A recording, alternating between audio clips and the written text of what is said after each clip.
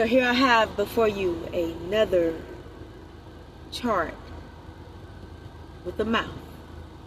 And one side of the tongue is black and the other side is green, which represents energy and life. On the black side, at the bottom, there's the Grim Reaper, which is death. And then on the to my right side, at the bottom, is the image of that represents Jesus Christ. Now, I know we're not really supposed to draw images, but I had to do that because to prove my point here today, to show an example of what I'm talking about. But if you would notice the part, the side of the tongue that speaks life, that's the Jesus side. And what I have here, if you would notice, is the nail-scarred feet and hands of Jesus. And from him is running blood, which is soul-saving blood, life-saving blood, power. But the blood is forming words right here. I don't know if you guys can see that. Just stand up and hand a picture, but if you see that, can you see that? It says your power. That reads your power. Can y'all see that? The blood is forming the word your power down there at the bottom. You guys see? I don't like to put my hand in the camera. Your power. Meaning your power is in the blood of Jesus. Your power resides in the blood of Jesus.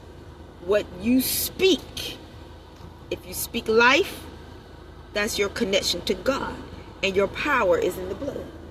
But if you speak death, your connection is with death and the Grim Reaper. Death and life are in the power of the tongue. And as you can see, there's power coming off the death side too. But that is in connection with the Grim Reaper. There's somebody out there today, let me tell you something. You might have a terminal illness. You might be in a hospice. You might be in a hospital. And, whatever may be going on with you in your temple house. I want you to know today, first and foremost, Father wants you to know that death and life are in the power of your own tongue. For all things are possible to them that believe. And the thing about it, you guys, we're so powerful and we just don't know who we are. And in a way, it's sort of not our fault because Adam is the one that placed us into this mess, and we just don't know a lot of things that we probably otherwise would know. But one thing that we must know is that we do have the power to manifest. We can manifest what we say, can manifest death on us or life in us. It's up to us. It's in the power of our own tongue. What we say. Let's go to the book of Genesis. The Bible reads in chapter 1, in the beginning God created the heaven and the earth. And the earth was without form and void, and darkness was upon the face of the deep. And then verse 2 reads, and the Spirit of God moved upon the face of the waters. Okay, so right here we have the Spirit of God moved. Verse 3, and God said, let there be light, and there was light. Okay, now I'm going to stop reading the entire verses right there, and I'm going to do a run through of the power that Father has. So Genesis chapter 1, the Spirit of God moved. God said, God saw, God divided, and God called. He called, God made, it was so. Now this is in the verse, this is in chapter 1 of the book of Genesis.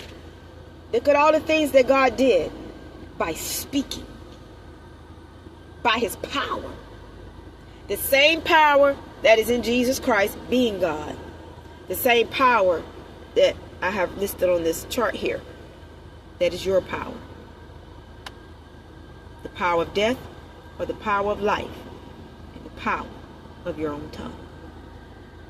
And the Spirit of God moved. God said. God saw. God divided. And God called. He called. God made. It was so. My God, my God. Death and life are in the power of the tongue, and they that love it shall eat the fruit thereof.